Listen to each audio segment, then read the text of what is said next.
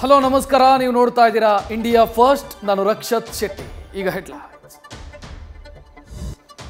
ಬರದ ದಾರಿದ್ರ್ಯವನ್ನು ದೂರ ಮಾಡಿದ ಆರಿದ್ರ ಆರದೆ ಹುಯ್ತಾ ಇದೆ.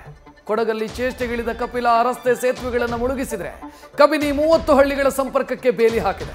ಕಾವೇರಿ ಉಕ್ಕಿದ್ದು ಕೆಆರ್ಎಸ್ನಲ್ಲಿ 45,000 ಕ್ಯೂಸೆಕ್ ಹೊರ ಹರಿವಿದ್ದು ಲಕ್ಷ್ಮಣ ತೀರ್ಥ ಅಪಾಯದ ರೇಖೆ ದಾಟಿದೆ. ಮಳೆನಾಡಾದ ಮಲೆನಾಡು ಬೆಂಡಾಗ್ತಿದೆ. ಹಾಸನದಲ್ಲಿ ಗುಡ್ಡಗಳು ಭೂತದಂತೆ ಕಾಡ್ತಿದ್ರೆ, ಕೊಪ್ಪದಲ್ಲಿ ಮನೆಗಳು ಮೂರಾಬಟ್ಟಿಯಾಗಿದೆ. ಚಾರ್ಮಾಡಿ ಬಂದ್ ಬೋರ್ಡ್ ಹಿಡಿದು ನಿಂತಿದ್ರೆ, ದಕ್ಷಿಣ ಕನ್ನಡ ಶಿವಮೊಗ್ಗದಲ್ಲಿ ರೋಡ್ ರೋಕೋ ಆಗ್ತಾ ಇದೆ. ಬೆಳಗಾವಿ ಹಾವೇರಿ ವರುಣಾಘಾತಕ್ಕೆ ಸಿಲುಕಿದ್ದು ಉತ್ತರ ಭಾರತದಲ್ಲೂ ಮೇಘ ಸ್ಫೋಟ ಆಗಿದೆ. ರಾಜ್ಯದಲ್ಲಿ ಸೆಪ್ಟೆಂಬರ್ ಕ್ರಾಂತಿಯ ಬಗ್ಗೆ ನವ ನಾಸ್ಟ್ರಡಾಮಸ್ ಭವಿಷ್ಯ ನುಡಿದಿದ್ದಾರೆ.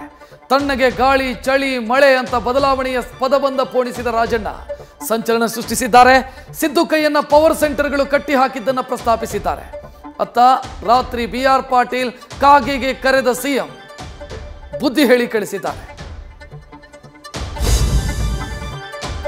ರೇಣುಕಾಚಾರ್ಯ ಮತ್ತು ಶಿವಗಂಗಾ ನಡುವೆ ಮಾತಿನ ತಾಂಡವ ಶುರುವಾಗಿದೆ. ಕ್ಯಾಸಿನೋ ಮರಳು ದಂಧೆ ಆರೋಪ ಹೊರಿಸಿದ ರೇಣುಕಾ ವಿರುದ್ಧ ಶಿವಗಂಗಾ ಸಿಡಿದೆದ್ದಿದ್ದು ಆಣೆ ಪ್ರಮಾಣಕ್ಕೆ ಪಂಥಾಹ್ವಾನ ಕೊಟ್ಟಿದ್ದಾರೆ.